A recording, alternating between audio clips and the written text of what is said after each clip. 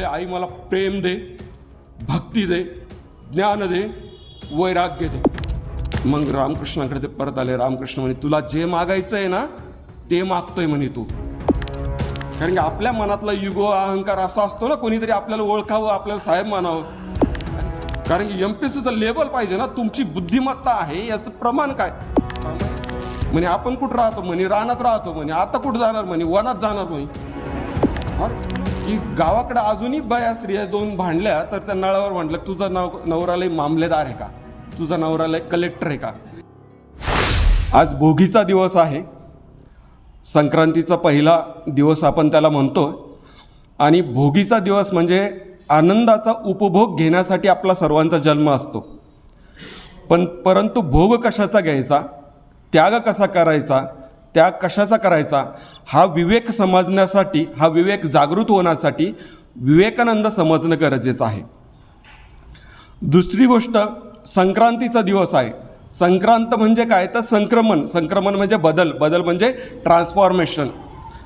आपलं जीवन जीव जेव्हा जन्माला घेतो आणि जीव जेव्हा अंतकाळ येतो तोपर्यंत जीवन उत्क्रांत व्हावं, उन्नत व्हावं आणि ते विकसित व्हावं अशी परमेश्वराची मुख्य इच्छा असते. ती पूर्ण होताना आपण कसं मार्गक्रमण करावं त्याच्यासाठी काही लोक प्रकाशित होऊन गेलेले आहे, ते स्वयंप्रकाश होते. आणि अशा लोकांची जीवनं ज्यांची प्रकाशित झाली त्यांच्या प्रकाशामध्ये आपण आपलं स्वतःला निहाळावं, याच्यासाठी हा प्रपंच आहे, व्याख्यानाचा प्रपंच आहे. मग विवेकानंद खऱ्या अर्थानं जगाला कधी परिचित झाले, तर विवेकानंद जगाला जे परिचित झाले ते झाले 11 सप्टेंबर 1893च्या एका भाषणाने. त्यावेळेस विवेकानंदाचं वय होतं 30 वर्ष. त्यांचा जन्म आहे 12 जानेवारी 1863चा. वय किती, 30 वर्षाचा विवेक. आणि तो भाषण करतोय. ते भाषण तरी किती मिनिटाचं आहे, जे जगत विख्यात झाले ते भाषण फक्त 5 मिनिटाचं आहे. त्या भाषणाचा कंटेंट किती आहे, संशोधन जर करायला गेलं, फक्त 500 शब्द. फक्त 5 मिनिटाचं व्याख्यान 500 शब्दाच्या व्याख्यानाने जग जिंकलं जातं का, हा खरा संशोधनाचा विषय आहे. मग हा जो प्रभाव पडतो हा शब्दांचा प्रभाव आहे का, सिद्धांताचा प्रभाव आहे का, की त्या व्यक्तिमत्वाचा प्रभाव आहे. हे जर आपल्याला तपासायचं असेल तर पूर्ण आपल्याला विवेकानंद चरित्र अभ्यासावं लागेल. आणि 1 तासाच्या याच्यामध्ये जेवढा मला न्याय देता येईल तेवढा मी देण्याचा प्रयत्न करणार आहे. ते करण्यापूर्वी मी एक उपनिषदातली प्रार्थना म्हणतो. ओम सहनाववतु सहनौ भुनक्तु सह वीर्यं करवावहे तेजस्विनावधीतमस्तु मा विद्विषावहे. आपण ही जी चर्चा आहे ही आपली कौटुंबिक चर्चा आहे. हा संवाद आपला कुटुंबातला संवाद आहे, तो आपल्या आत्मोन्नतीसाठी आहे. आणि ही काही फॉर्मल व्याख्यान नाही आहे, हे अनेक औपचारिक पद्धतीनं आपण जाणार आहोत. म्हणून ही प्रार्थना प्रारंभी म्हणायची होती, परंतु मी काही मुलं अपेक्षित केली होती. मला वाटलं ती येतील तेव्हा आपण ही प्रार्थना म्हणू. परंतु असो या की आपण जेवढे आहेत त्याच्यामध्ये आपण उन्नतीसाठी आपण विवेकानंदाचा चरित्राचा अभ्यास करूया. विवेकानंदाला आयुष्य किती लाभलं हो, फक्त 39 वर्ष. आमचंही आता 43 वर्ष झालेलं आहे. मग 39 वर्षामध्ये अवघ्या भारतखंडाला पुरेल एवढं साहित्य ह्या माणसाने निर्माण केलं, एवढं कर्तृत्व या माणसाने निर्माण केलं. त्यांचं जन्म आहे 12 जानेवारी 1863 आणि त्यांचं देहावसन जे झालं ते 4 जुलै 1902ला. म्हणजे आयुर्मान किती, 39 वर्ष. आणि या 39 वर्षामध्ये भारताचा जो 5000 वर्षाचा इतिहास आहे, समाजशास्त्र आहे, मानववंशशास्त्र आहे, धर्मशास्त्र आहे, विज्ञान आहे, जीवनाचं असं कुठलंही क्षेत्र या माणसाने अनटच, ज्याचा स्पर्श केला नाही असं ते इतका अभ्यास करून ठेवला होता. आणि हा जो अभ्यास होता हा सर्वांगी अभ्यास होता, एकांगी अभ्यास नव्हता. म्हणून विवेकानंद महत्त्वाचे आहेत. हे व्याख्यान कुठं झालं होतं, तर त्यावेळेस काय झालं होतं आपल्याला सर्वांना माहिती आहे की अमेरिकेचा शोध लावला कोलंबसने. तो कधी लावला तर इसवी सन 1492ला. आणि अमेरिकेच्या शोधाला 400 वर्ष पूर्ण झाली होती. आणि 400 वर्ष पूर्ण झाल्यानंतर अमेरिका हा खुला देश आहे. अमेरिका जगामध्ये जे उत्तम आहे, जगामध्ये जे सर्वोत्तम आहे, जे चांगलं आहे त्याचा अभ्यास केला पाहिजे, त्याचं चिंतन केलं पाहिजे आणि त्याच्यातून आपण पुढं गेलं पाहिजे, असा अमेरिका हा खुला देश आहे. त्याच्यामुळे अमेरिकेची ती प्रगती झालेली आहे. मग अमेरिकेमध्ये त्यांनी केलं की शिकागो त्यांचं जे शहर होतं त्याच्यामध्ये आपण एक मोठं म्हणजे 400 वर्ष पूर्ण झाल्याचा त्याचा उत्सव करायचा.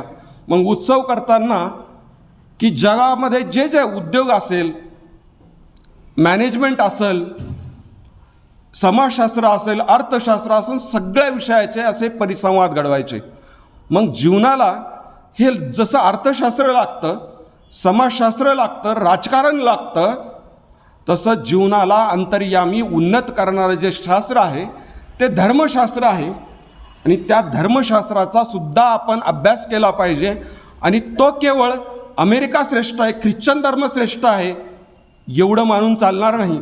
तर जगातले जेवढे धर्म आहे, तिथल्या धर्मपद्धती आहेत, तिथले जे विद्वान आहे त्या लोकांना आपण बोलवलं पाहिजे आणि त्यांची सर्व धर्म परिषद आपण बोलवली पाहिजे.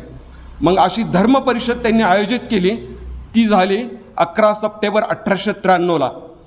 आणि त्या धर्म परिषदेमध्ये हिंदू धर्माचं जे प्रतिपादन केलं, जे मांडणी केली ती विवेकानंदांनी केली. ते तर खरे एका अर्थाने हिंदू धर्माचे प्रतिनिधी म्हणून तिथं गेले होते. परंतु एक असं होतं की विवेकानंद जसे प्रोटोकॉल त्यांच्याकडून ते पत्रसुद्धा जे होतं की हिंदू धर्माचा अधिकृत प्रतिनिधी, ते सुद्धा त्यांच्याकडून हरवून गेलं होतं. परंतु भगवतीची इच्छा, कालीची इच्छा किंवा अस्तित्वाची इच्छा म्हणूया की विवेकानंदांचे ते अडथळे पार करून ज्यावेळेस त्या दिवशी त्यांचा भाषणाचा योग आला, हिंदू धर्माचं प्रतिपादन करायचं होतं, सगळी सभा अशी बसलेली, विवेकानंद असे समोरच्या श्रोत्यामध्ये बसलेले आणि विवेकानंदांचं नाव पुकारलं गेलं. मग विवेकानंदांची मनस्थिती कशी होती? विवेकानंद ज्यावेळेस त्याच्या मनस्थितीचा त्यांनी नंतर उल्लेख केलेला आहे की मला काहीही आठवणं झालं, माझ्यावर प्रचंड दडपण आलं आणि मला काय बोलायचं हे पण सुचना झालं.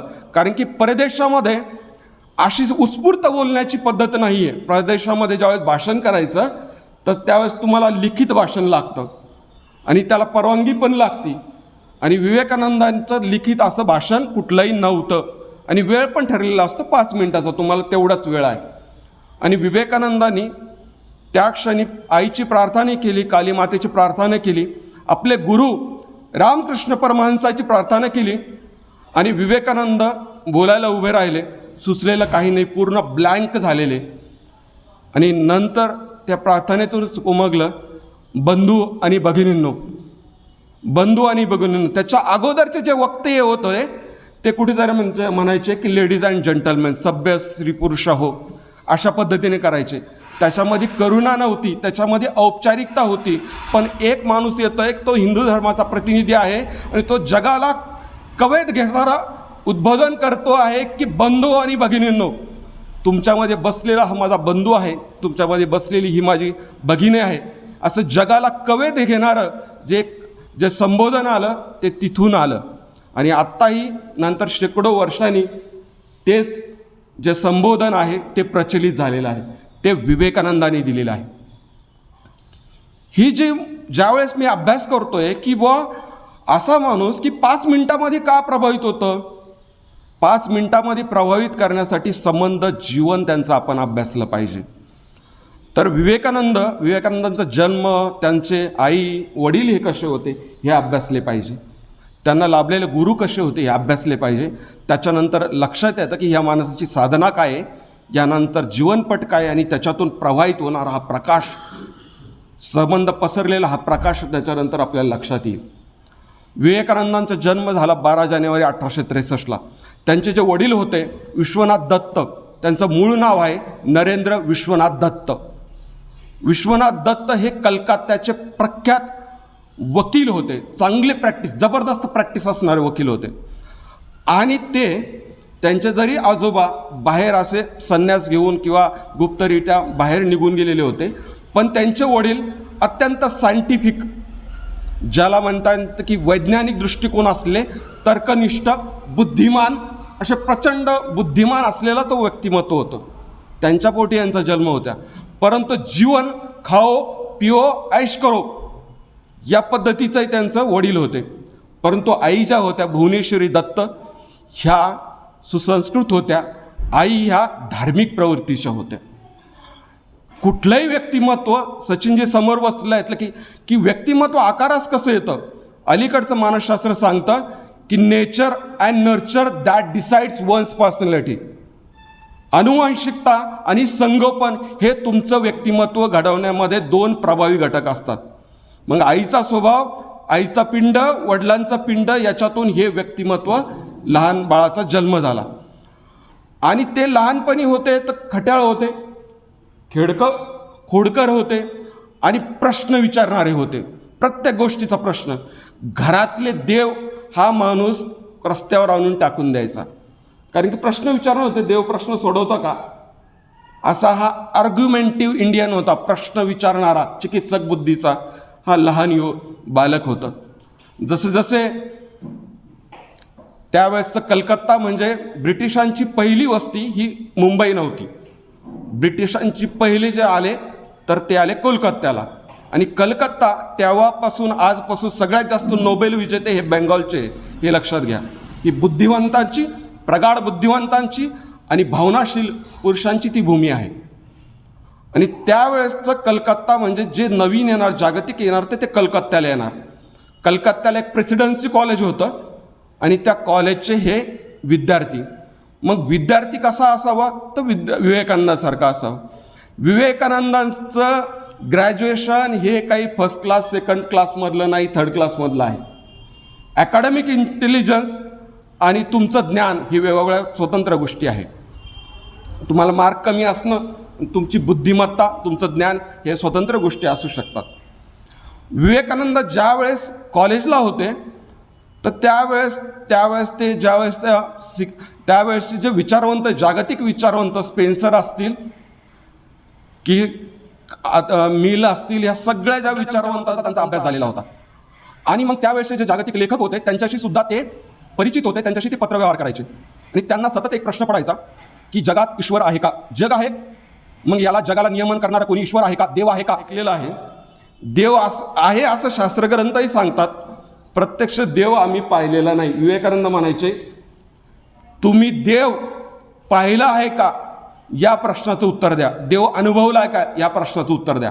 आणि जोपर्यंत त्या प्रश्नाचं उत्तर नव्हतं त्या प्रश्नांचा पाठपुरावा ते करत होते. मग एक दिवस अशी एक वेळ आली की कलकत्ता त्या प्रेसिडेन्सी कॉलेजचे एक प्राचार्य होते. त्यांचं नाव होतं प्राचार्य विल्यम हेस्टी. विल्यम हेस्टी हे इंग्लिशचे प्राध्यापक होते आणि इंग्लिश लिटरेचरचा क्लास सुरू होता. आणि विल्यम हेस्टी एक कविता शिकवत होते. ती कविता होती एक्सकर्शन. ती कविता होती विल्यम वर्ड्सवर्थ या कवीची. विल्यम वर्ड्सवर्थला मी आपल्याकडचा कालिदास समजतो.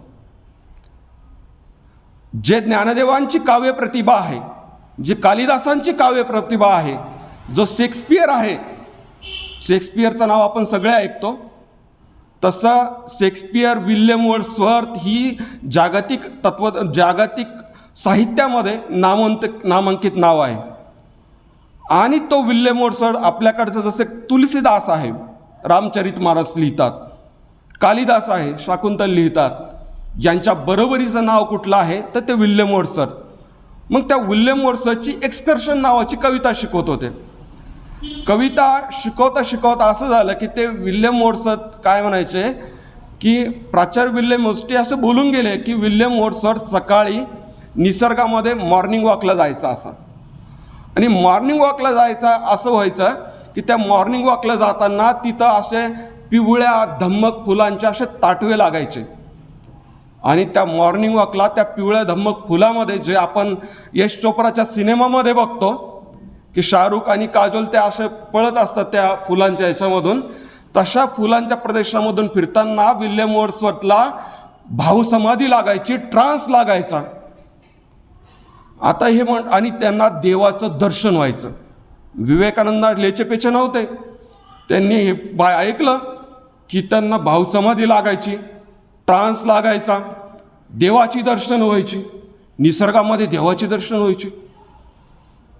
विवेकानंद, थांबा थांबा थांबा गुरुजी, थांबा, तिथंच थांबा. तुम्हाला भावसमाधीचा अनुभव आहे का? तुम्हाला ट्रान्स लागते का? तुम्हाला देवाचं दर्शन होतं का? या प्रश्नांचं उत्तर द्या. आता विल्यम वर्ड्सवर्थ काही इंडियन प्रोफेसर नव्हता. मी इंडियन प्रोफेसर शिक्षकांचा पूर्ण आदर करून म्हणतो की तो माणूस अत्यंत प्रामाणिक होता. त्यांनी प्रामाणिक उत्तर दिलं, मला भावसमाधी लागत नाही, मला देवाचं दर्शन होत नाही. मग तुम्ही जी गोष्ट अनुभवलेली नाही त्या गोष्टीवर बोलता कसे? विवेकानंदाचा प्रश्न. ते म्हणे, पण मला एक माणूस कलकत्त्याला माहिती आहे, ज्याला भावसमाधी लागतं असं तो घोषणा करतो, ज्याला देवाचं दर्शन होतं अशी तो घोषणा करतो, ज्याला देवाचा अनुभव येतो अशी घोषणा करतो. तर कलकत्त्याच्या तिथं तुम्ही त्या गंगेच्या किनारी जा आणि तिथं कालीमातेचं मंदिर आहे, तिथं तो माणूस राहतो. मी त्यांच्याबद्दल ऐकलेलं आहे. तुझ्या प्रश्नाचे उत्तर बाळा तुला तिथून मिळतील, मी देऊ शकणार नाही. हे शिक्षकाचं कर्तव्य असतं. जे माहीत असणं ते माहीत असणं, जे माहीत नाही त्याच्यात जो रेफरन्स आहे, संदर्भ आहे, ज्याला अनुभव आहे त्यांच्याकडं पाठवणं. विवेकानंद गेल्यानंतर रामकृष्णांची भेट झाली. तर रामकृष्ण म्हणजे काय? रामकृष्ण ह्या काय? रामकृष्ण म्हणजे रोमारोला नावाचा एक फ्रेंच कादंबरीकार आहे. रोमारोलाला 2दा नोबेल मिळालेला आहे. जगाच्या इतिहासामध्ये असे खूप दुर्मिळ प्रतिभावंत आहे की ज्याला 2दा नोबेल मिळालेला आहे. फ्रेंच कादंबरीकार आहे. आणि रोमारोलांनी भारतातल्या 3च व्यक्तीबद्दल लिहिलं, पात्र समजले. त्याच्यामध्ये एक गांधी, दुसरे विवेकानंद आणि तिसरे रामकृष्ण परमहंस. आणि रामकृष्ण परमहंसाबद्दल असं म्हटलेलं आहे, भारताच्या 5000 वर्षाच्या संस्कृतीचा सारांश म्हणजे रामकृष्ण परमहंस. अशा ताकदीचा माणूस म्हणजे रामकृष्ण परमहंस. जर विवेकानंद हे प्रतिबिंब आहे, पण रामकृष्ण परमहंस हे मूळ बिंब आहे. ते थोडं आपल्याला बघावं लागेल. रामकृष्णांकडे गेले, अडाणी, अशिक्षित माणूस, निरक्षर माणूस, आणि ते कालीमातेची अशी प्रतिमा, म्हणजे तिथं मंदिर आहे कालीमातेचं, आणि कालीमातेच्या मंदिरामध्ये ते पुजारी अशी अर्चना करताय.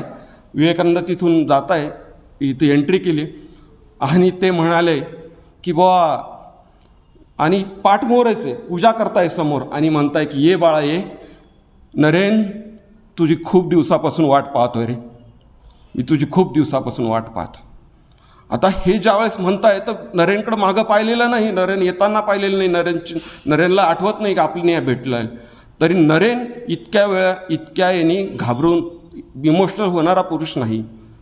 नरेनला वाटलं की हा कोणीतरी सायकिक आध्यात्मिक झालेला माणूस आहे, त्याच्या डोळ्यामध्ये अश्रू येतील, मानसशास्त्रीय रोगी असू शकतो. हे विवेकानंदाचं पहिलं रामकृष्णाबद्दलचं मत होतं की पूर्ण वेळ देवाचा विचार केला, देवधानी गेल्यानंतर माणूस असा होऊ शकतो. मग त्यांना आठवलं की नरेनची त्यांची एकदा भेट झाली होती. एका त्यांच्या भजनाचा कार्यक्रम होता आणि विवेकानंद तिथं देवाचं भजन गायला लागले होते आणि त्यावेळेस रामकृष्णांनी त्यांना पाहिलं होतं आणि हा युवक आपल्या कामाचा आहे हे रामकृष्णांनी ओळखलं होतं. आणि ज्या वेळेस आले तर त्यांनी पाठमोऱ्या अवस्थेतच जाणवलं होतं की हा आलेला आहे. ह्या लेवलचे रामकृष्ण परमहंस होते.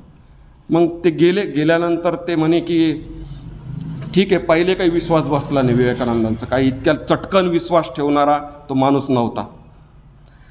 मग त्यांनी काय केलं की परीक्षा घेतल्या, गुरूंच्याही परीक्षा घेतल्या त्यांनी. आणि नंतर त्यांना लक्षात येत गेलं की रामकृष्ण परमहंस जे आहे, एका वेळेस ते म्हणे तुम्हाला देवाचा अनुभव येतो का? म्हणे येतो.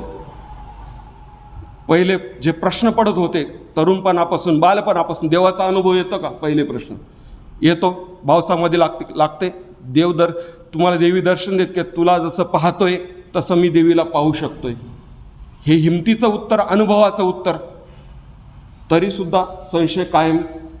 पण नंतर विवेकानंदांना त्यांनी अनुभव देत गेले आणि विवेकानंदांचा हळूहळू, कारण की विवेकानंद तर्कनिष्ठ होते, बुद्धिनिष्ठ होते अनुभवाला प्रमाण मानणारे होते आणि जगात जे प्रश्न पडत होते त्या प्रश्नांची उत्तरं रामकृष्णाकडे त्यांना हळूहळू मिळत होते. रामकृष्ण त्यांना विवेकानंद म्हणे मला हे तुमच्या देवधर्मावर विश्वास नाही, मग एक पुस्तक दिलं. ठीक आहे, श्रद्धा नको बाळगू, काही हरकत नाही, माझ्या शब्दावर विश्वास नको ठेवू, एक काम कर, हे पुस्तक घे म्हणे. ते पुस्तक होतं अष्टवक्र गीतेचं. मग तुला देव नाही मानायचं ना, जा, सरळ सरळ ज्ञान आहे तिथं. कथो ज्ञानम, ज्ञान कैसे होगा, मुक्ती कैसे होगी, सरळ ज्ञान आहे. आधार कशाचाच घ्यायचा नाही, देवाचा नाही, धर्माचा नाही, तूच ईश्वर आहे. तत्त्वम अस्सी, इथून सुरुवात आहे तिथं.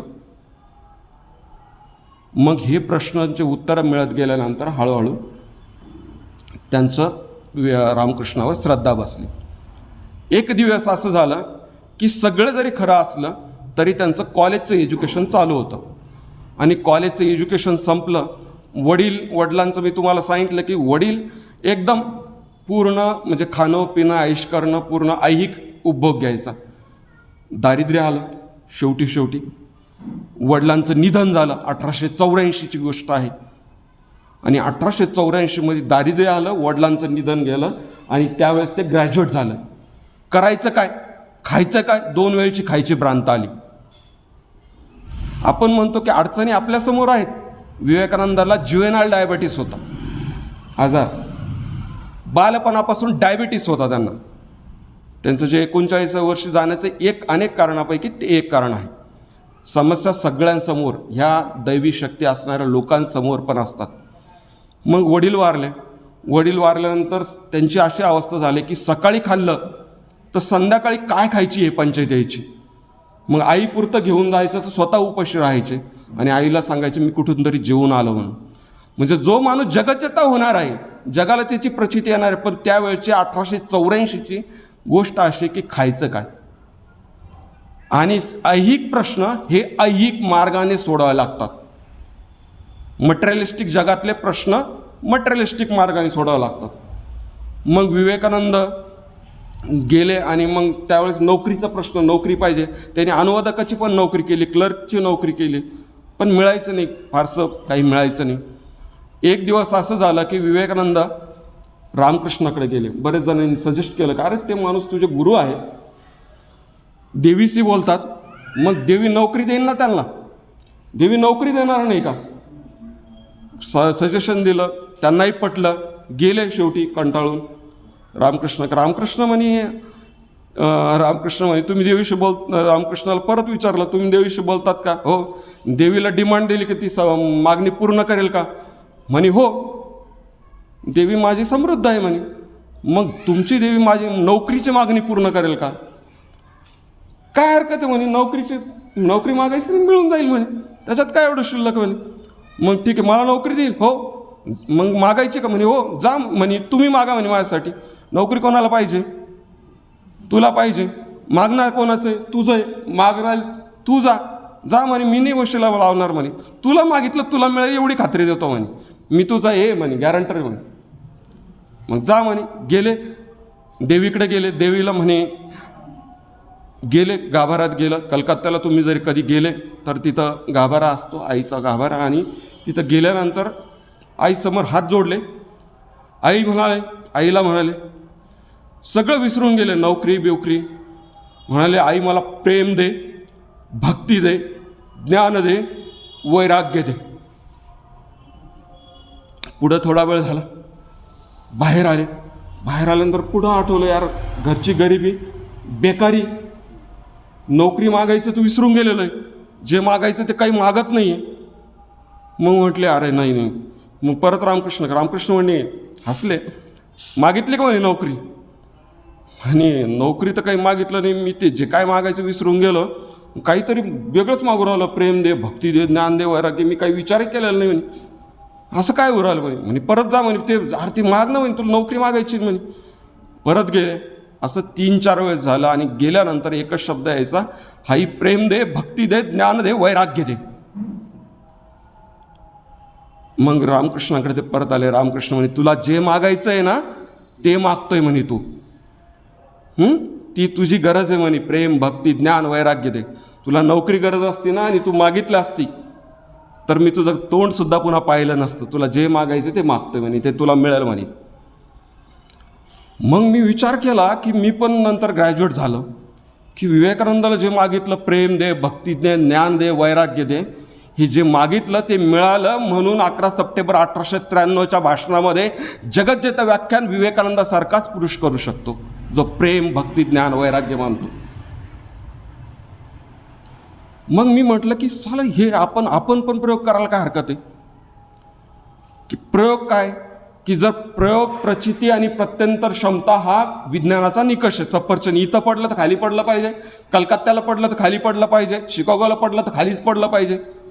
प्रयोग येतात, प्रचिती येते, अनुभव येतात, सार्वत्रिक अनुभव आला पाहिजे. मग म्हटलं आपण पण अनुभव घेऊ, आपण पण मागू म्हटलं आईकडं.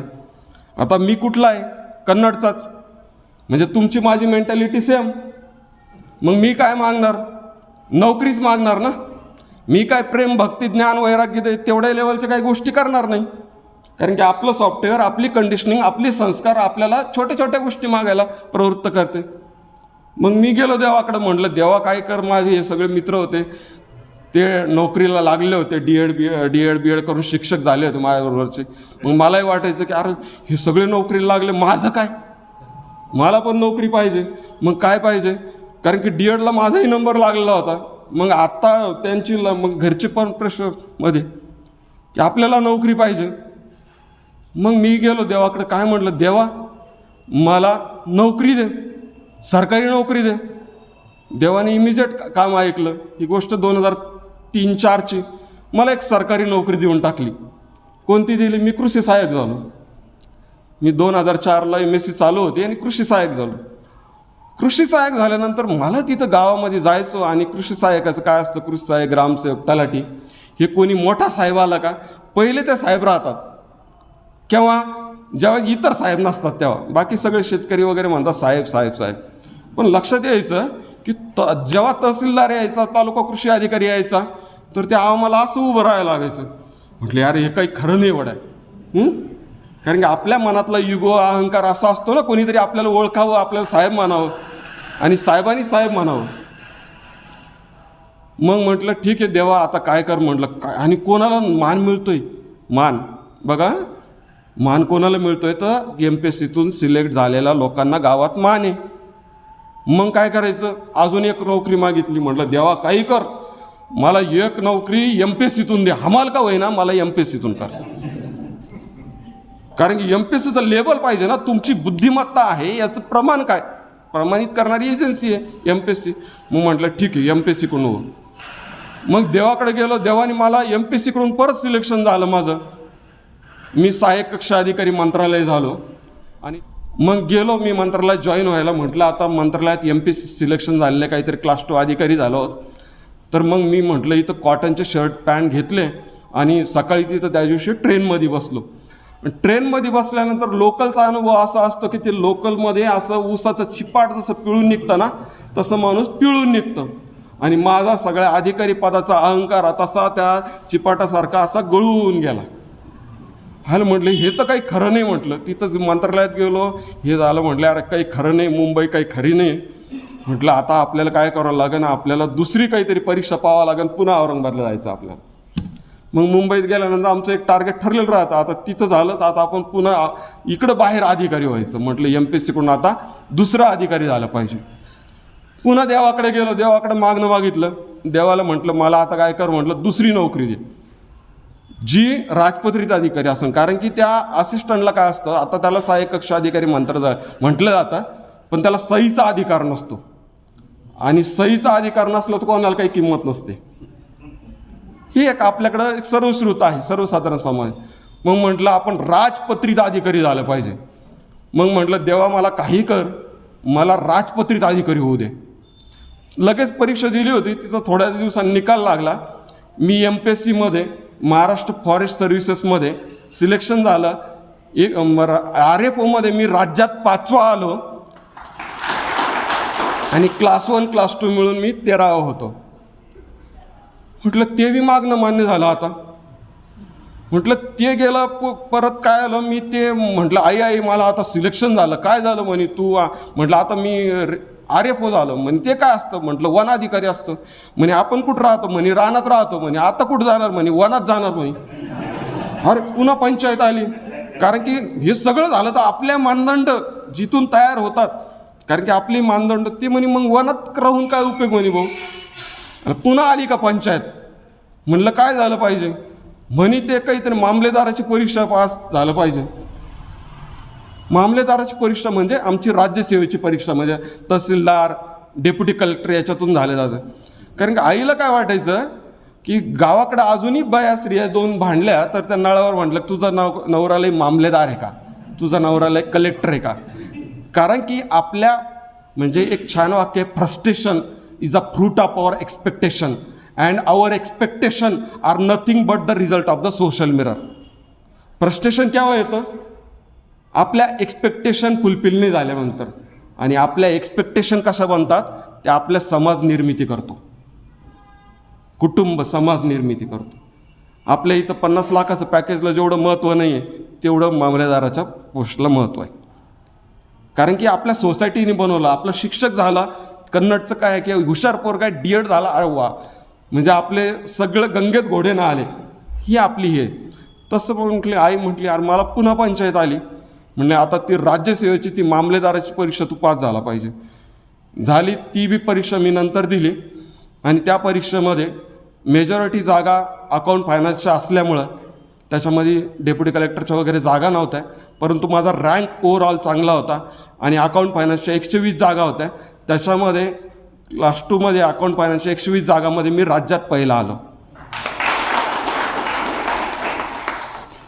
म्हणजे ह्या अस्तित्वाकडं जे तुम्ही मागाल ते आहे. काली माता म्हणजे ती प्रतिमान समजू नका. काली माता म्हणजे हे अस्तित्व.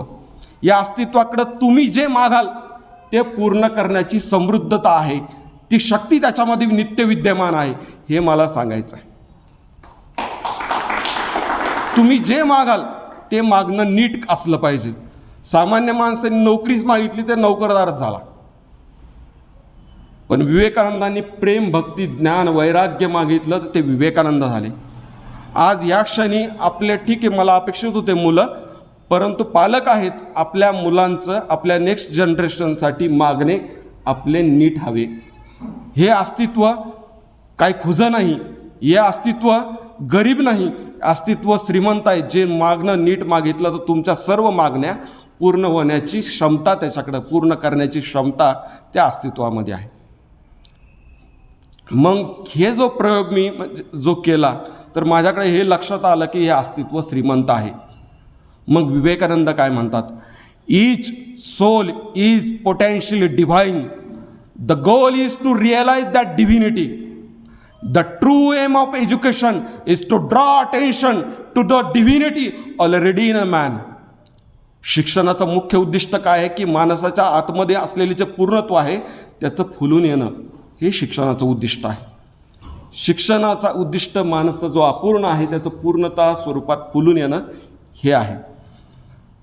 रामकृष्ण एक म्हणायचे, फुलांनी फुलण्याची काळजी घ्यावी, भुंगे येईल की नाही याची काळजी करू नये.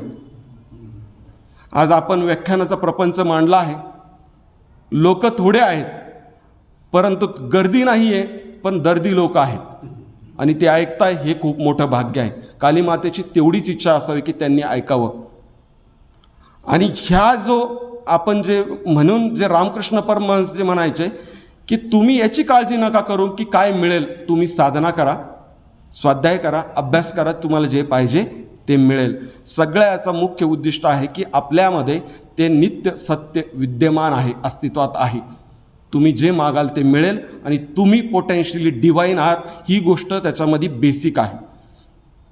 मटेरियलिस्टिक यश किंवा स्पिरिच्युअल यश हे महत्त्वपूर्ण नाही आहे.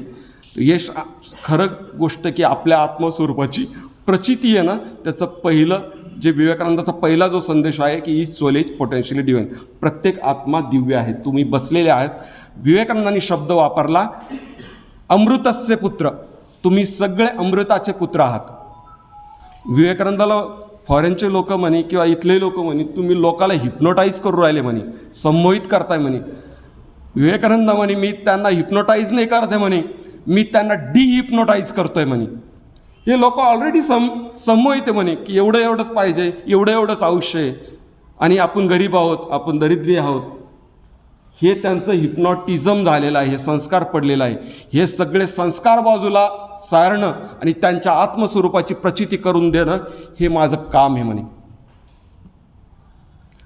विवेकानंदांचं असं एक म्हणजे ज्यावेळेस 11 सप्टेंबर 1893 भाषण गाजलं आणि नंतर अमेरिका, इंग्लंड येथे सगळीकडे व्याख्यानं होऊ लागली. त्या व्याख्यानामध्ये एक व्याख्यान असं होतं की सगळ्या अमेरिकन लेडीज बसलेल्या आहेत, अशा दोन्हीकडून लेडीज बसलेल्या आहेत, छोटेखानी व्याख्यान आहे. विवेकानंद व्याख्यान द्यायला लागले. विवेकानंद द्वैत काय आहे, विशिष्ट अद्वैत काय, अद्वैत काय, हे असं म्हणजे जे संस्कृत प्रचूर शब्द सांगायला लागले. एक अमेरिकन लेडीज उभी राहिली. स्वामीजी, हे तुम्ही अद्वैत वगैरे सांगताय ना म्हणे, हे माझ्या डोक्यावरून चाललं म्हणे, मला समजेल, मला पचेल, मला रुचेल असं काहीतरी सांगा ना म्हणे. म्हणे ठीक आहे म्हणे, बसलेले आहात म्हणे तुम्ही ताई. हो. मग इथं वाघ आला, असा इकडून लेडीज वाघ आला, काय करणार म्हणे, काय करणार म्हणे, पळून जाऊ म्हणे आम्ही. बरं ठीक आहे, वाघ आल्यावर पळून जाण्याशिवाय दुसरा काय मार्ग, आमच्यातल्या लोकांना बिबट्याचा अनुभव आहे, पळून जाण्याशिवाय दुसरा मार्ग नसतो. मग ठीक आहे म्हणे, हे एक वाघ आला आणि त्याने एक छोटं बाळ आहे तुमच्याकडं आणि ते त्यांनी वाघाने जबड्यात पकडलं, तर तुम्ही काय कराल म्हणे. म्हणे काय कराल म्हणे, ते वाघाशी आम्ही फाईट करू, संघर्ष करून ते घेण्याचा प्रयत्न करू म्हणे. मग दुसरं एक सांगा, ते बाळ तुमचं नसलं तर काय कराल म्हणे. तरी पण 1-2 लेडीज म्हणे की आम्ही प्रयत्न करू म्हणे त्याला सोडवण्यासाठी. मग ते म्हणे, जीवासाठी तुटणारा जीव हाच तुमच्यामधला शिव आणि जीवाशिवाचा ऐक्य याचंच नाव अद्वैत आणि या अद्वैताचा मर्म सांगणं हाच या बैराग्याचा धर्म आणि हाच हिंदू धर्म.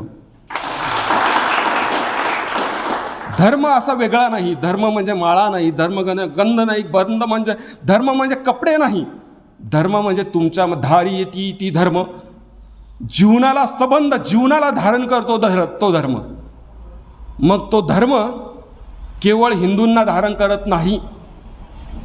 इस्लाम अरेबिक कंट्री होत्या, अरेबिक कंट्रीमध्ये टोळेवाल्यांची युद्ध व्हायचे आणि तिथं पैगंबर साहेबामध्ये कुराण अवतरित झालं. मग काय झालं, यदा यदा ही धर्मस्य ग्लानिर्भवती भारत, जेव्हा धर्माला ग्लानी येईल आणि अधर्माचा स्तोम माजेल त्यावेळेस मी अवतरित होईल. पण मी अवतरित होताना तो केवळ भारतात अवतरित होईल, हिंदूंसाठीच अवतरित होईल असं श्रीकृष्ण म्हणतायत का? नाही. ते सबंध पृथ्वीतला, सबंध ब्रह्मांडामध्ये कुठेही अवतरित होऊ शकतायत. तसे ते इस्लाम धर्माचे संस्थापक होऊ शकतात. मग तिथंही ते जे चिरंतन सत्य आहे, चिरंतन तत्व आहे तिथं अवतरित होतं, तिथं कुराण अवतरित होतं. आणि तलकाल सापेक्ष त्या तलवारीवर त्यांना लिहावं लागतं की शांती हा संदेश. मग ख्रिश्चॅनिटीमध्ये काय, तिकडं यहुदी धर्म होता, तिथं सुद्धा कॅथलिक, प्रोटेस्टंट असे बरेच वाद होते. मग अशा वेळेससुद्धा तिथं जो परत लोकांना करुणेकडे वळायचं होतं तिथं सुद्धा ते अवतरित झाले. त्याचं नाव आपण येशू ख्रिस्त. नानकांना तर गाताना सापडले नाम, एक ओंकार सतनाम, गुरु ग्रंथ साहेब हे त्याच्यातून प्रकटलं. मग हे जे प्रकटता आहे हे स्थळ बुद्ध 2500 वर्षापूर्वी देव न मानणारे 2 पुरुष होऊन गेले, तर ते होते महापुरुष. कोण होते? महावीर आणि बुद्ध. देव न मानणारे देवपुरुष. देवाची तिथं देव मानत नाही, आत्मा मानत नाही, परंतु मी तुमचा वैद्य आहे, तुमच्या ही सगळ्या गोष्टींचा विलाज मी करतो असे म्हणणारे बुद्ध होऊन गेले. आणि हे सगळं मी कशासाठी सांगतोय की विवेकानंदाचं जे 5 मिनिटाचं पॉवरफुल भाषण आहे ते आलं रामकृष्ण परमहंसाकडनं.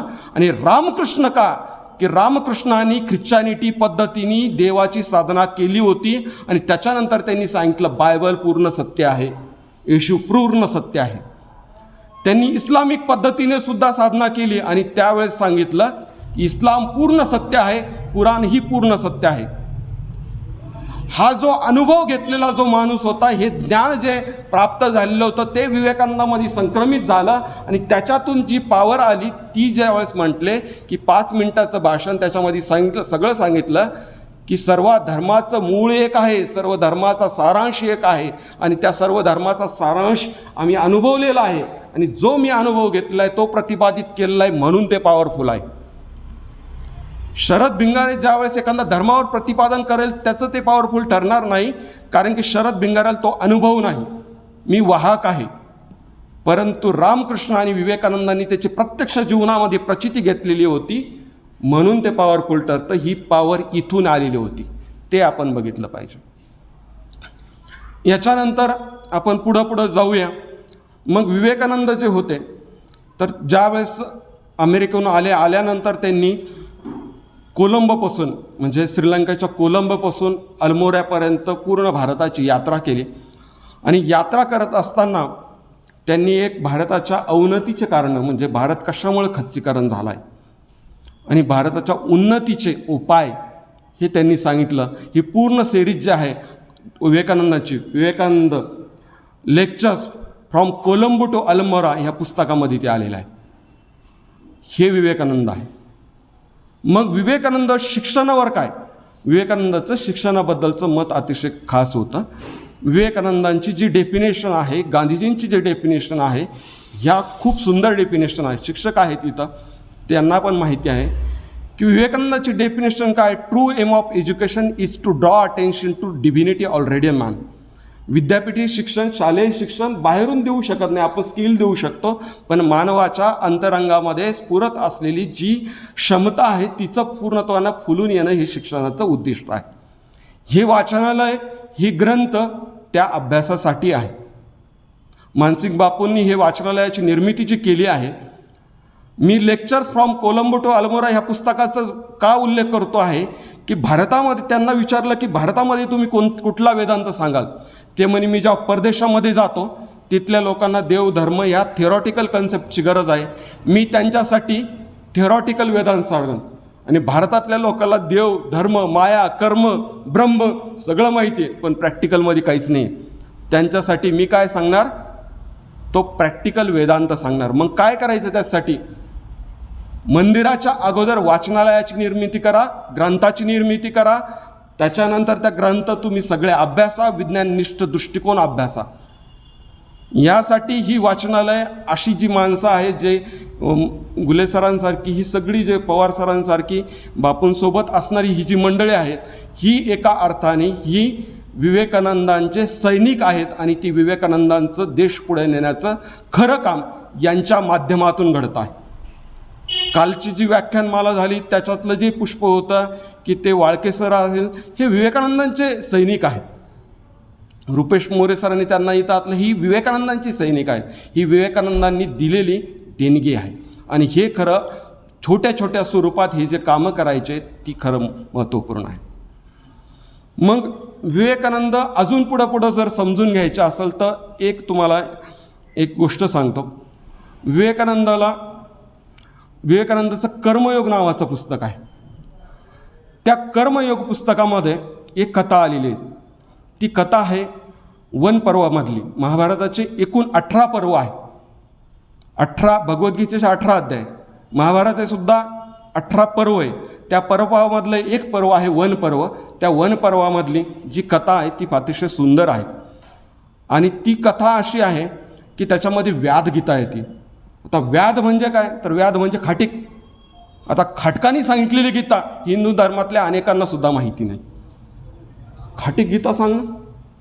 आता विवेकानंद याच्यासाठी समजून घ्यायचे.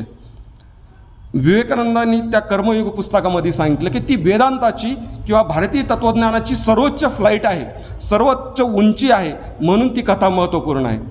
विवेकानंदांना त्याच्या कथेमध्ये असं सांगितलं की एक ब्राह्मण युवक होता. ब्राह्मण युवक वनामध्ये तप करत होता, झाडाखाली बसलेला होता आणि झाडाखाली बसलेला असताना एक पक्षीवरती होता. हा तप करतो, अनेक वर्ष 10-12 वर्ष तप करतो आणि खाली बसलेला असताना वरून एक पक्षी विष्ठा टाकतो.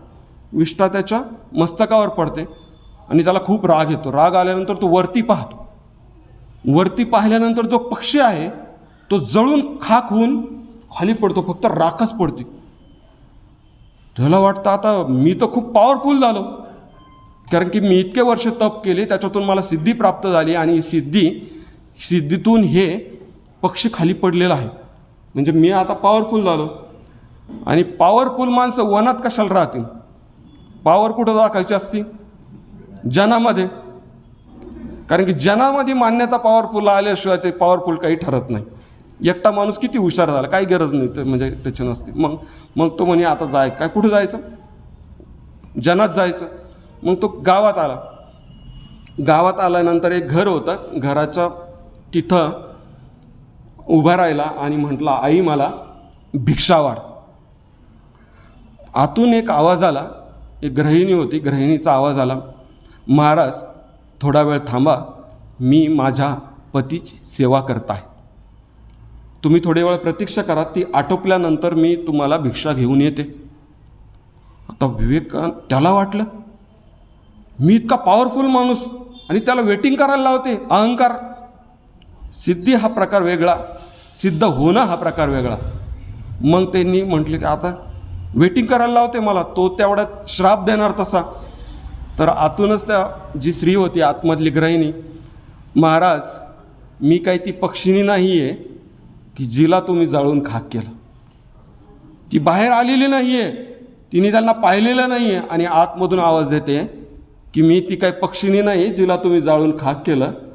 मग याला वाटलं की याला रिअलाईज झालं, याला मनात वैषम्य वाटलं की अरे आपल्यापेक्षा पॉवरफुल कोणीतरी मध्ये आहे जे आपल्याला आदेश देतं. मग ते थांबल्यानंतर म्हणतो की ठीक आहे. मग थोड्या वेळाने ती स्त्री येते, गृहिणी येते, भिक्षा वाढते.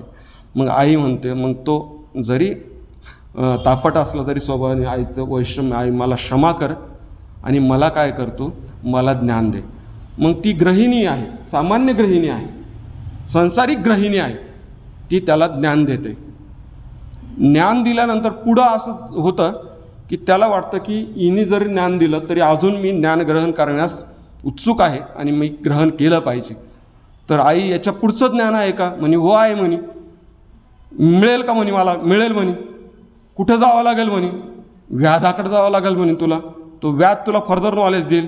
हे तर प्रायमरी झालं, प्रायमरी हायस्कूल 10वीच पास झाला. म्हणे तू अजून तुला PhD काढायची. म्हणे PhD कोणाकडे होईल? म्हणे व्याधाकडे जावं लागेल. म्हणे त्याला पुन्हा राग आला, मी ब्राह्मण युवक आहे,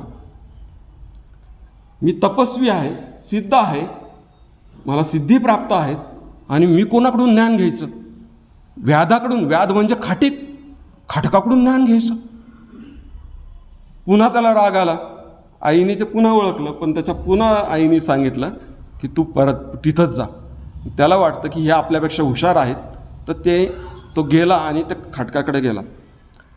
खाटीक मस्त ते आपलं लाकडी या असा बुंदा असतो, मस्त मांस कापत होतात आणि हास्यमुखाने तिथं बसलेला होता. असतं चेअरफुल, जॉयफुल, कुठलाही वैषम्य नाही, कुठलं पाप नाही, पुण्य नाही, मस्त जॉयफुली करतोय. आणि मग त्याला लक्षात आलं, मग त्यांनी व्याधाकडे गेल्यानंतर पण एक लक्षात आलं की जो मांस कापत होता त्याच्या पायाला एक दोरी होती. दोरी त्याच्या वृद्ध वडील झोपाळ्यावर झोपलेले होते आणि त्याला तो झोपा देत होता आणि आता आपल्या हातात आलेलं काम आनंदानं करत होता. आणि मग त्या पुढचा जो डायलॉग आहे ते व्याधामधला आणि त्या ब्राह्मण युवकामधला तो येतो व्याध गीतेमध्ये, व्याधाने केलेला उपदेश. तुम्ही कुठल्या जातीत जन्म घ्यावा हे तुमच्या हातात होतं का? कुठल्या धर्मात घ्यावा हे तुमच्या हातात होतं का? कुठल्या कुटुंबात घ्यावा हे तुमच्या हातात होतं का? तुमच्या वाट्याला कुठली भूमिका यावी हे तुमच्या हातात होतं का? पण एक गोष्ट तुमच्या हातात असते, ती म्हणजे तुमच्या वाट्याला आलेली भूमिका ही आनंदाने, तन्मयतेने आणि पूर्णपणे करणं हे तुमच्या हातात आहे. हेच त्याचा सारांश आहे.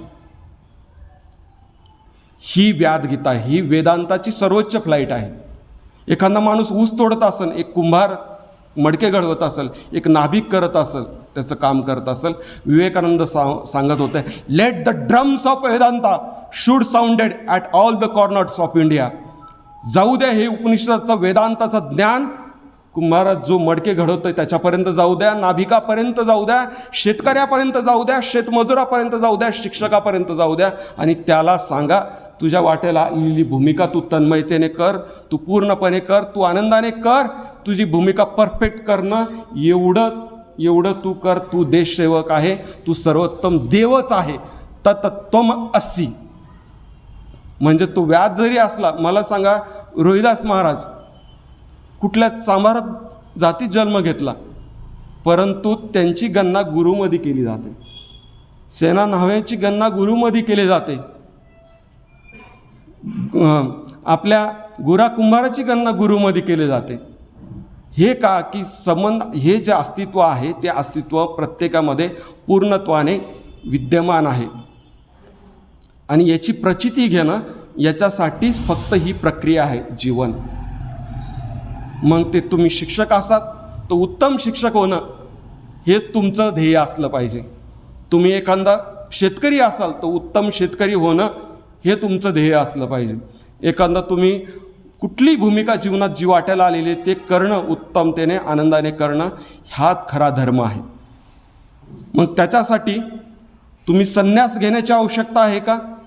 तरी अजिबात नाही. तुम्ही संसारिक असाल, तुम्ही जिथं आहात तिथं ती कृपा अस्तित्वात आहे. हा विवेकानंदांचा संदेश आहे.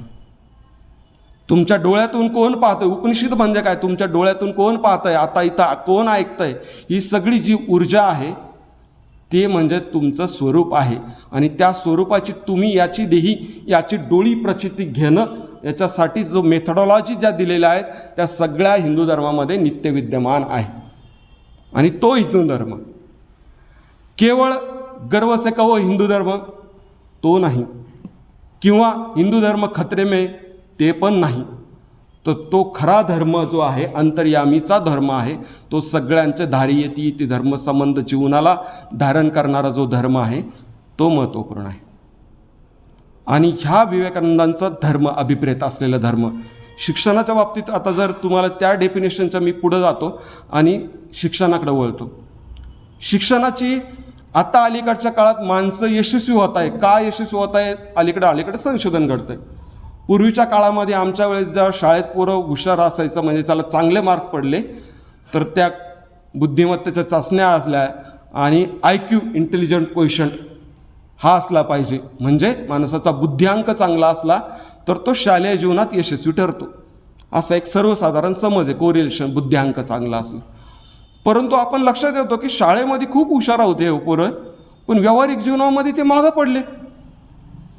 असा पण अनुभव आला. मग शास्त्रज्ञ पुन्हा पुढे गेले आणि त्यांनी सांगितलं, नंतर एक डॅनियल गोलमन नावाचा एक सायंटिस्ट आहे, आणि डॅनियल गोलमनने नंतर एक नवीन संशोधन केलं. त्या संशोधनामधून असं लक्षात आलं की जे माणसांचा बुद्ध्यांक चांगला आहे परंतु त्या माणसाचा इमोशनल क्वोशंट कमी आहे तर ते व्यवहारामध्ये अपयशी ठरतं. मग इमोशनल क्वोशंट म्हणजे काय? तर भावनांक, म्हणजे एखाद्याचं संवाद कौशल्य असेल, एखाद्याचं लिडरशिप कौशल्य असेल, एखाद्याचं ऑर्गनायझेशन स्किल असेल, हे सगळे जे भाग येतात ते इमोशनल क्वोशंटचे भाग येतात. थोडक्यात मग लक्षात आलं की माणसाला जे राजकीय नेते असतात ते कदाचित त्यांचं ॲकॅडमिक इंटेलिजन्स कमी असतं, IQ कमी असेल, परंतु ते नंतर अधिकाऱ्यांना, सगळ्या डॉक्टरांना पुन्हा लीड करतात. मग कदाचित लक्षात आलं की मानवामध्ये IQ हा एक भाग आहे, पुढचा एक भाग आहे, त्याची दुसरी एक क्षमता आहे तर इमोशनल क्वोशंट. पण पुन्हा लक्षात आलं की आत्ता मेडिकल सायन्स, सायकोलॉजी पुढे जाते आणि ती म्हणते की काही माणसं खूप बुद्धिमान होते, काही माणसाचा भावनांक चांगला होता, शिकलेली होती, आणि औषध एखादं संकट आलं, आजारपण आलं, मृत्यू कोणाचा जवळचा घडला आणि जे कोलॅप्स झाली परत उठलीच नाही, याचं पण काहीतरी कारण असलं पाहिजे ना. तर मग त्याचा शोध घेतला तर मेडिकल सायन्स आता म्हणतं आहे की त्या माणसाचं, काही लोक अडाणी, गावाकडं अडाणी असतात, अशिक्षित असतात, पण त्यांचा दुसरा एक कौशल्य चांगलं असतं, त्याला म्हणतात ॲडव्हर्सिटी क्वोशंट. संकट आलं त्यात संकटातून तरुण जायला आपली गावाकडची लोक एकदम असंच आता मृत्यू स्वीकारतात, आजारपणही स्वीकारतात आणि प्रफुल्लित जीवन जगतात, शांततेने जगतात, आनंदाने जगतात. म्हणजे हा IQ ही एक क्षमता आहे. EQ दुसरी क्षमता आहे. ॲडव्हर्सिटी क्वोशंट ही चौथी क्षमता आहे. पण ह्या पलीकडच्या अजून ह्या तर क्षमता आहेच, पण माणसाचं पूर्ण अंतरंगाने फुलून येणं ही महत्त्वपूर्ण गोष्ट आहे. मग ह्या विवेकानंदांच्या ज्या अंतरंगातल्या ज्या क्षमता आहे त्या सगळ्या इथं त्यांच्या डेफिनेशनमध्ये येऊन जातात. मग अलीकडच्या काळात आपण युवकामध्ये बऱ्याचशा गोष्टी येतात की आता हा विवेकानंद आणि पुढचा जो युवकांचा भाग येतात की आपल्या वेळेस जे होतं की लाईफ हे तितकं चॅलेंजिंग नव्हतं, हे आपण मान्य केलं पाहिजे. चॅलेंजिंग कसं नव्हतं की शाळेमध्ये पुस्तकं मर्यादित होते, ते पुस्तकं बोर्डच ठरवत होते. परीक्षा मर्यादित होता आणि शाळेच्या जीवनातल्या कॉलेज जीवनातल्या परीक्षा पास केलं त्याचं जीवन काढायला लागत होतं. परंतु पोरांना आता 10वी झालं तर तुम्हाला ते JEE काय नीट परीक्षा पुढं गेला MPSC UPSC हे चॅलेंज त्यांना स्वीकारावं लागतं आहे. मग अशा वेळेस जो कमकुवत माणूस आहे, कुठंतरी कमकुवत आहे, तो माणूस यशस्वी ठरेल का? तर नाही.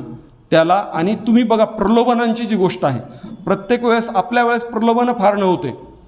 आत्ताच्या युवा पुढं प्रलोभनं जास्त आहे.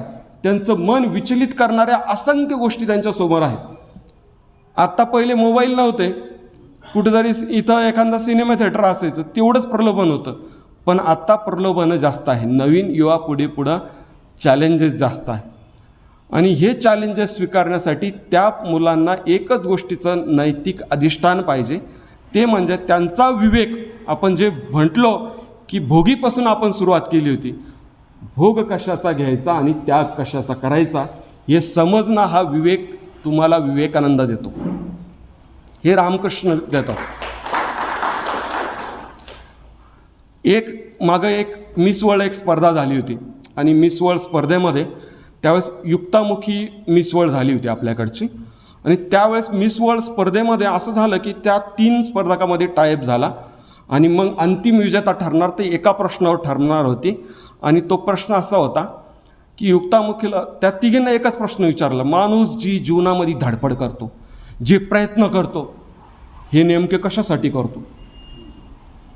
युक्तामुखीने दिलेलं जे उत्तर होतं ते अत्यंत भारतीय होतं आणि ते उत्तर असं होतं, माणूस जीवनामध्ये जी धडपड करतो ती आत्मशांती आणि आत्मानंदासाठी करतो. आणि तुम्ही बघा अक्षरशः कोणी किती वाईट कृत्य करत असेल, कोणी चांगलं कृत्य करत असेल, या कृत्य करण्यामागं त्याला कुठेतरी शांती हवी असते, आनंद हवा असतो. आणि मग कृत्य महत्त्वाचं नाही, त्याची माइंडसेट महत्त्वाची. आणि ते जे मन बनवण्याची जी टेक्नॉलॉजी आहे ते विवेकानंद चरित्रात आहे. एकदा रामकृष्ण परमहंसाकडं कलकत्त्याचा एक श्रीमंत माणूस गेला आणि तो श्रीमंत जो माणूस होता तर तो गेला आणि रामकृष्णांचे पायच धरले त्यांनी आणि रामकृष्णाला म्हणे की महाराज तुम्ही किती त्यागी आहेत म्हणे, तुम्ही खूप मोठे त्यागी आहेत म्हणे. रामकृष्णाने उलट केलं. रामकृष्ण थोडेसे वेगळे माणूस होते, त्यांनी डायरेक्ट त्याचेच पाय धरले. म्हणे माझ्यापेक्षा मोठा त्यागी तू आहे म्हणे. मग त्याला समजेना झालं हे असं का म्हणताय. म्हणे मी कशाचा त्याग केला म्हणे, कामिनी कांचन पैसा मटेरियलिस्टिक या गोष्टीचा त्याग केला म्हणे. आणि काय केलं म्हणे, आत्मानंद आणि आत्मशांतीला उपलब्ध झालं म्हणे. आणि तू काय करतोय म्हणे, ज्या गोष्टी नश्वर आहे त्या गोष्टीच्या पाठीमागं तू लागला आहे, त्या गोष्टीचा तू भोग करतोय आणि या गोष्टी त्यागून दिला. त्याग कोण करतंय? त्याग मी नाही करत आहे. मी ज्या सार्थक गोष्टी आहे, ज्या योग्य गोष्टी आहे, ज्या सम्यक गोष्टी आहे त्या धरून ठेवलेल्या आहे आणि ज्या निरर्थक गोष्टीचा त्याचा त्याग केलेला आहे. तू त्या माझ्यापेक्षा त्यागे का? कारण की तू निरर्थक गोष्टी धरून ठेवल्या आहे आणि सार्थक गोष्टीचा त्याग केलेला आहे, म्हणून तू माझ्यापेक्षा मोठा त्यागी आहे. हे रामकृष्ण. अलीकडच्या काळामध्ये मला म्हणजे कीर्तनाचे आलेख, आमच्याकडे इथं बसलेले मंडळी कीर्तनाला जातात, मला एक जाणवतं ह्या कीर्तनाच्या परंपरेमध्ये. पूर्वी जी कीर्तन परंपरा होती तर जी प्रकांड पंडित, शास्त्रावरचा ज्यांची पकड असलेली आणि ती माणसाच्या चांगुलपणावर विश्वास ठेवणारी माणसं होती. कीर्तन परंपरेमध्ये आज अलीकडच्या काळात एक दोष मला जाणवायला लागलेला आहे, तो प्रामाणिकपणे जाणवतो. तो असा की माणसाच्यामध्ये वैगुण्य असतं, गुण आहे, वैगुण आहे. गुणातीत कोण आहे? फक्त परमेश्वरच आहे ना. सगळे आपण इनपरफेक्टच आहोत ना, अपूर्णच आहोत ना. कीर्तनामध्ये विडंबन करण्याच्या नादामध्ये, हर्षका मिळवण्याच्या नादामध्ये, टाळ्या मिळवण्याच्या नादामध्ये माणसाच्या विडंबनावर जास्त भर देतात, टीका करतात आणि मग ती पोरं छोटे छोटे पोरं असतात शाळेतले आणि त्यांना सांगतात तुला हे जमत नाही, तुला ते जमत नाही. तुम्ही त्यांना काय जमत नाही हे साठी तुम्ही कीर्तनकार नाही झालात, तुम्ही त्यांना जे आहे ते सांगण्यासाठी तुम्ही कीर्तनकार झालात. तुम्हाला तुकाराम विवेकानंद लोकांना असं खच्चीकरण करून बनवता येणार नाही. तुम्हाला त्यांच्यातला तुकाराम जागवायचा असेल तर त्यांच्यातल्या आत्मतत्वाची, आत्मस्वरूपाची प्रचिती करून देणारं जे कीर्तन असेल, त्यांच्यातला विठ्ठल जागवायचा असेल तर तुम्हाला त्या पद्धतीने जागवत आहे. विवेकानंद रामकृष्ण त्यासाठी मला महत्त्वपूर्ण वाटतात की या सगळ्या धबडक्यामध्ये तुम्हाला तुकाराम निर्माण करायचा असेल, तुम्हाला परत ज्ञानेश्वरांसारखी असा गोडवा असलेला माणूस निर्माण करायचा असेल तर माणसाच्या मूळ गोडव्यावर भर द्या. माणूस अपूर्ण आहे, त्याचा पूर्णत्वाकडे प्रवास सुरू राहणार आहे. मग अपूर्णत्वाकडे असताना त्याच्या फक्त वाईट वाईट गोष्टीला किती भर देणार तुम्ही? उलट त्याच्यातल्या मांगल्याची, त्याच्यातल्या चैतन्याची त्याला जाणीव करून देणं हे त्याच्यासाठी महत्त्वपूर्ण आहे. आणि हा खरा विचार आहे, हा जो प्रवाह आहे तो या दिशेला नेला पाहिजे. माणसाला फुलण्याला मदत करणं, माणसाला पुढं जाण्याला मदत करणं तो खरा धर्म आहे. नुसत्या म्हणजे काय होतं की विवेकानंद म्हटलं की एखादा माणूस, विवेकानंद रामकृष्णांचा एक शिष्य होता गिरीशचंद्र घोष नावाचा. गिरीशचंद्र घोष हा नाटकात काम करायचा. अफूचे व्यसन होते, स्त्रियांचा नाद होता, सगळे व्यसन होते. म्हणजे रामकृष्णांनी मग त्यांचा अस्वीकार केला का? नाही, स्वीकार केला, त्याला रूपांतरित केलं. हा खरा माणूस आहे, रूपांतरास मदत करणारा. मग ते सगळं त्या माणसाचा. मग अलीकडच्या काळात अल्बर्ट एलिस नावाचा एक सायंटिस्ट आहे. अल्बर्ट एलिस काय म्हणतो? ॲक्सेप्टन्स ऑफ द सेल्फ, स्वतःचा आहे तसा स्वीकार करावा. गुण आहे, अवगुण आहे, गुणातीत फक्त ईश्वर आहे. मग इतरांचा आहे तसा स्वीकार करा. माझ्यासमोर जी माणसं आहे, मी माझ्या ते बोलतो आहे तर माझ्या ते अनेक अवगुण आहेत, तरी माझ्यावर स्वीकार करतायत. ते त्यांचं ते स्वीकार करताय म्हणजे त्यांच्यातलं चैतन्य तत्व स्वीकार करताय. मग ते स्वीकार करते आहे जी गोष्ट आहे तर ते इतरांचा आहे तसा स्वीकार करा. तिसरी वाक्य आहे acceptance of the whole world as such, या संबंध अस्तित्वाचा आहे तसा स्वीकार करा. तेव्हा तुम्हाला मग तुकोबा हेच उलट्या वाक्यात म्हणतायत, ठेविले अनंती तैसेची राहावे, चित्ती असू द्यावे समाधाने. अनंत म्हणजे काय? ही इन्फिनिटी. तिने आपल्याला ज्या भूमिका दिलेल्या आहेत, ज्या अवस्थेत आपण आहोत, ह्यांनी दिलेला याचा स्वीकार करा, तक्रार करू नका. आणि ज्यावेळेस स्वीकार करायला येतील त्यावेळेस तुम्हाला स्वतःमध्ये विठ्ठल दिसेल आणि संबंध विश्वामध्ये विठ्ठल दिसेल. तो तुमचा खरा विठ्ठल आहे, तो पांडुरंग आहे. हे समजण्यासाठी विवेकानंद आहे, हे समजण्यासाठी रामकृष्ण परमहंस आहे. आणि गेल्या म्हणजे काही कालखंडामध्ये मी याचा नीट म्हणजे वैज्ञानिकदृष्ट्या अभ्यास केला. म्हणजे जी तत्व म्हणजे ज्ञानदेव काय म्हणतात, एक तरी ओवी अनुभवावी, एक्सपिरियन्स घ्यावा. आणि मी विवेकानंदांच्या ह्या काही ओव्या, काही त्यांच्या चरित्रातले दुवे हाताशी घेतले, काही स्वतःवर प्रयोग केले, बाजूच्या माझ्या काही मित्र आणि त्या काही मुलावर प्रयोग केले. तर मला लक्षात आलं की हे सूत्र कारगिर आहे, हे सूत्र महत्त्वपूर्ण आहे, याची प्रचिती घेता येते, याचा अनुभव घेता येतो. म्हणून ही जी महत्त्वपूर्ण जी घटना आहे, ह्या अभ्यासिका, ही संबंध मानव कुल याच्या कल्याणासाठी आपण पुढं काम करणार आहोत. केवळ एक दुसरी गोष्ट आहे की विवेकानंदांच्या वेळेस, काही रामकृष्ण परमहंसाच्या वेळेस 1863 जे 1902चा कालखंड येतो आहे त्यावेळेस ब्रिटिशर्स येतात, इंग्लिश एज्युकेशन येतो आहे आणि काही लोक पूर्ण एकदा त्याला म्हणतात टेक्नॉलॉजीने भारावलेले आहेत. मग आपल्या पूर्ण परंपरा वाईट असं म्हणण्याचा एक होता. तर आपल्या परंपरा वाईट म्हणायच्या आणि मग सगळे आपणच वाईट, तुझा बाप वाईट, तुझा आजा वाईट, तुझे चुलते वाईट. पण आमचा आजा पंजोबा हा ज्ञानेश्वर होता, तुकाराम होता, हा वाईट कसा असेल? तर हे आम्ही अंतरंगाच्या शुद्धीसाठी तुकाराम ज्ञानोबा ह्या मला हवे आहेत. परंतु तुकाराम ज्ञानोबा आहेत म्हणून आपण ऐहिक जगत सोडून द्यायचं आहे असंही नाही. ऐहिक जगतातले, मटेरियलिस्टिक जगतातले प्रश्न हे मटेरियलिस्टिक मार्गाने म्हणजे विज्ञानाच्या मार्गाने सोडवा, यासाठीच विवेकानंद आहे. आणि मग आपलं जीवन जे अंतरंगीदृष्ट्या शांत आनंदी हे करणं एक उद्दिष्ट आहे. आणि जो अंतरंगात शांतता निर्माण करतो, अंतरंगात वैकुंठ निर्माण करतो, त्याच्यासाठी वैकुंठ निर्माण होतं. आणि दुसरी गोष्ट, तसा माणूस ज्यावेळेस एखादा शेतकरी बनेल, तो चांगला शेतकरी बनेल, तो माणूस चांगला व्याख्याता बनेल, तो लेखक बनेल, तो सगळं काही बनू शकेल. आणि ते करत असताना प्रत्येक त्याची जे एका टेक्नोक्रॉट जरी बनला, त्याची टेक्नॉलॉजी जी असेल ती समाजाच्या हितासाठी असेल, सम्यक हितासाठी असेल. मी फक्त शेवटी फक्त एक बुद्धाची कथा सांगतो, जी या अनुषंगाने आवश्यक आहे ती सांगतो आणि थांबतो. बुद्धाकडे एक माणूस गवळी असायचा, तो दूध घेऊन जायचा. आणि बुद्धाला तो म्हणायचा, बुद्ध जेव्हा मला ज्ञान द्या, मला ज्ञान द्या. बुद्ध म्हणायचे थोडं थांब. बुद्ध म्हणायचे थोडं थांब.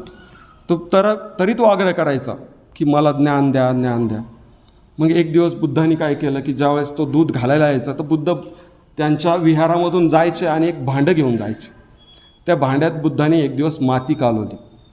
आणि माती कालवल्यानंतर तो दूध टाकायला गेलं, त्याला लक्षात आलं की अरे याच्यात तर माती आहे, चिखल होईल.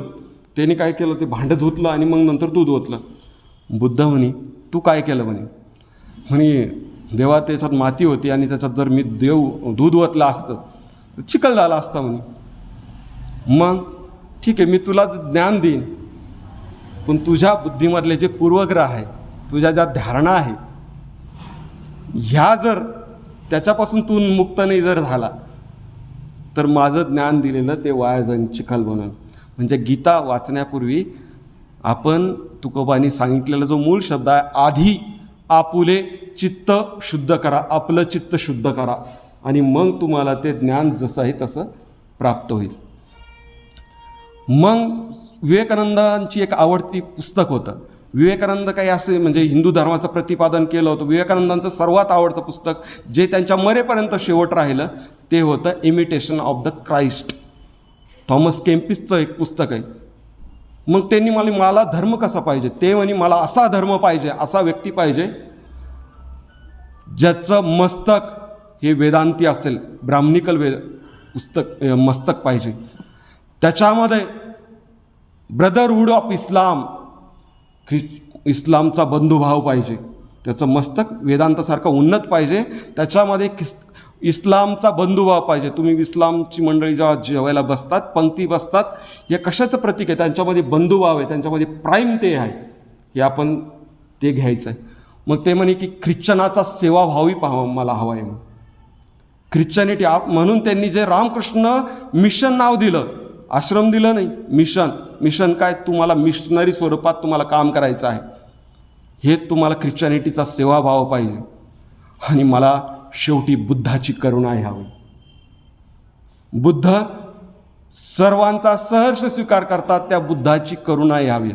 मला सर्व काही हवं, जगात जे उन्नत आहे, जे मंगल आहे, ते मला सगळ्या माझ्या नवीन धर्मात आवश्यक आहेत. म्हणून तुम्ही रामकृष्ण आश्रमात कधी गेलात तर तिथं तुम्हाला मोहम्मद पैगंबर म्हणताय तीही पुस्तिका सापडेल, बुद्ध म्हणतात तेही सापडेल, गुरु नानक काय म्हणताय तेही सापडेल, तुम्हाला येशू काय म्हणताय तेही सापडेल. कारण की ती जे मंगल आहे, जे प्रसन्न करणार आहे, जे उन्नत करणार आहे, ते सगळं तुम्हाला रामकृष्ण विवेकानंदाच्या चरित्रात सापडेल. विवेकानंद अजून एक कथा सांगायची, ते सांगतो आणि मी थांबतो. मला वाटतं वेळ घेतलाच चालेल ना. मग एक कथा आहे शेवटी. एक दिवस बुद्धांकडे विवेकानंद सांगायचे, विवेकानंद म्हणायचे की बुद्धाकडे एक माणूस गेला म्हणे. त्याला प्रश्न पडला होता म्हणे की तो जीवनभर त्यांनी म्हणजे एकदम मजा केली होती आणि त्याला सगळे प्रकारचे विधिनिषेध न बाळगता केली होती. आणि मग तो म्हटले की मग त्याच्या आणि नाही, एक पहिलं जो माणूस गेला तो त्यांनी काय केलं होतं की देव जन्मभर धरून चालला आहे की देव आहे, पण शेवटी त्याला कल्पना आली चालेल जन्मभर देव धरून चाललो आहे, पण देव खरंच असला पाहिजे का नाही. मग कोणाला विचारावं, बुद्धाकडे जावं. बुद्धाकडे गेले, बुद्धाला विचारलं की बाबा देव आहे का म्हणे. ते म्हणे, बुद्ध म्हणे देव बिव असं काही नसतं म्हणे, देव नाही म्हणे. सकाळी उत्तर दिलं बुद्धाने. सगळ्या गावामध्ये बातमी पसरली की बुद्ध म्हणाले देव नाही. देव नाही म्हणजे धर्म नाही, काही विधी नाही, म्हणजे काही चांगलं करायचं नाही, वाईट करायचं, सगळं मजा ह्या करायची. काहीच प्रोटोकॉल्स नाही, डूज करायचं नाही, डोंट्स काय करायचं नाही, सगळं मनाप्रमाणे करायचं. मग सगळं दिवसभर जल्लोष सुरू झाला. मग संध्याकाळी तिसरा पार एक माणूस गेला. तो माणूस जन्मभर त्यांनी पापं केलेले होते आणि पापं केल्यानंतर त्याला संध्याकाळी आठवण झाली, साला खरं जर देव जर असला आणि हिशोब जर झाला, साला आपलं काहीतरी अवघड होईल. मग विचारायचं कोणाला, तर बुद्धाला विचारलं. मग बुद्धाकडे परत गेला. बुद्धाला म्हणे, बुद्धदेव देव, त्याला बातमी बी ऐकली होती. मग खात्री कशी, देव नाही हे खरं आहे ना? बुद्धाने उत्तर दिलं, नाही देव आहे म्हणे. तो पुन्हा कन्फ्युजनमध्ये, देव आहे. मग पुन्हा सगळ्या गावामध्ये बातमी पसरली की बुद्ध म्हणाले देव आहे. बुद्ध म्हटले ते सत्य असतं. मग आजूबाजूचे जे ऐकणारे होते ते बी थोडेसे हे झाले, म्हणजे थांबले. बुद्ध असे सकाळी एक बोलले, सकाळी म्हणे देव नाही, तिसरा बारा बोल राहिले देव आहे. संध्याकाळी एक शिष्य असा गेला आणि त्यांनी बुद्धाकडे पाहिलं. तोही प्रश्न घेऊन आला होता की देव आहे का. त्यांनी एकच शब्द विचारला, देव. आणि बुद्धाच्या डोळ्यात डोळे घातले. बुद्धाने डोळे मिटले, त्याच्याकडे पाहून हसले आणि त्याच्या डोळ्यातून गळागळा अश्रू व्हायला लागले. तो आनंदी झाला आणि तो निघून गेला. हे तिसरे जे माणसं बुद्धासोबत होते ते म्हणे, आनंद वगैरे हे जे शिष्य होते ते म्हणे की हे असं कसं उरं आलं म्हणे. बुद्ध असे कधी खोटं बोलत नाही, विसंगत बोलत नाही.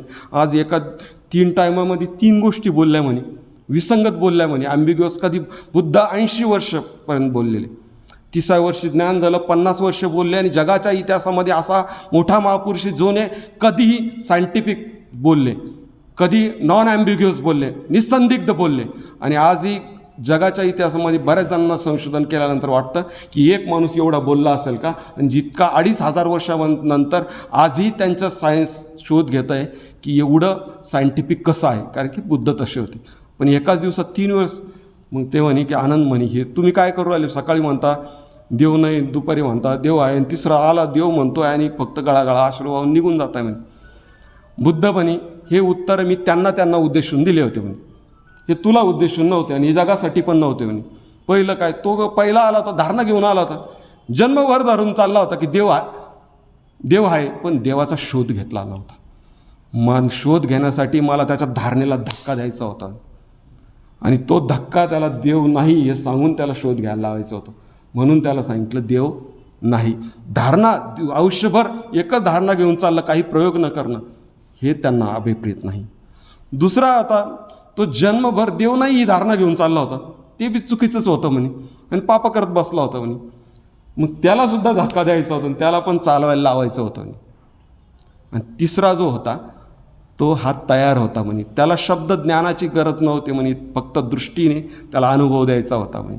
आणि रामकृष्ण परमहंस हा दृष्टीने समाधीचा अनुभव दिलेला महापुरुष होता.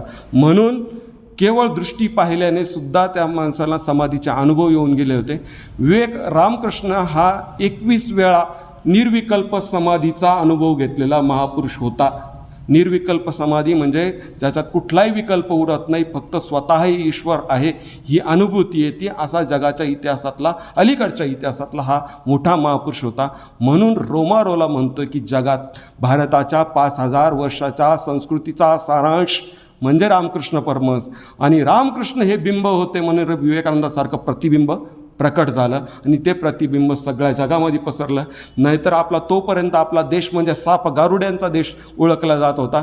तेव्हा हिंदू धर्म हा प्रयोगाचा धर्म आहे, प्रचिती घेण्याचा धर्म आहे, तो अनुभव घेण्याचा धर्म आहे. आणि त्यावेळेस जगाला हिंदू धर्माची आणि त्याच्यातल्या सगळ्या मेथोडॉलॉजीची कल्पना आली. आणि नंतर आपल्यावरचं जे हे बालट होतं, जे ख्रिश्चन मिशनरी आपल्याला कन्वर्ट करायला यायचे, त्यांना लक्षात आलं की एक मॅक्स मुलर नावाचा माणूस होता, त्यांनी तर उपनिषदावर लिहिलं आणि त्याला नंतर आपले भारतीय लोक असं म्हणायला लागलं मोक्ष मुल्लर. इतका तो भारतीयकरण झाला होता. म्हणजे ह्या ज्या लोकांना नंतर विवेकानंद 1893ला गेलं, त्याच्यानंतर योगानंद गेले, नंतर कृष्णमूर्ती गेले, रजनीश गेले आणि स्वामी रामा गेले. रामतीर्थ गेले आणि ह्या लोकांनी नंतर खरा आपल्या वैश्विक जे प्रिन्सिपल आहे, जे अनुभव घेतलेला आहे ते जगासमोर मांडलं आणि त्यानंतर आपण काय सशक्त आहोत हे जगासमोर मांडलं. जे जगाला कळलेलं आहे ते आपल्याला पुन्हा नव्याने कळण्याची गरज आहे, ते अनुभव घेण्याची गरज आहे. तशी माणसं तयार व्हावी यासाठी विवेकानंद आणि रामकृष्ण आवश्यक आहे. आणि ही रामकृष्ण विवेकानंद सांगण्याची जी संधी मिळते तर ती ह्या अप्पासाहेबांच्या पुण्याईनी इथं ही वास्तू उभी राहिली. मानसिंग बापू पवारांच्या एका दूरदृष्टीसारख्या जो माणूस मला त्यांचा असा तर माझं स्वतःचं आकलन आहे हे, की जो माणूस निरपेक्ष पद्धतीने, त्यांना कुठलं श्रेय नको आहे परंतु आपली माणसं घडली पाहिजे, वाढली पाहिजे या बुद्धीने ते काम करत आहात. म्हणजे एका अर्थाने हे सगळे विवेकानंदांचं काम चालू आहे. त्यासाठी देशबांधणीसाठी ही आपली वास्तू कार्यरत आहे. हे सगळं कार्यरत आहे. त्यासाठी अधिकाधिक संख्येनं पुढच्या व्याख्यानाला सगळ्यांनी येत जावं, तुम्ही सांगत जावं. आणि मला आयोजकांनी सर्वांनी इथं बोलण्याची संधी दिली, ऐकून घेतलं. मी सर्वांचे आभार मानतो. तुमच्यातल्या तुमच्या अंतरंगात वसत असलेल्या परमतत्वाला अभिवादन करून मी माझे 2 शब्द संपवतो. धन्यवाद.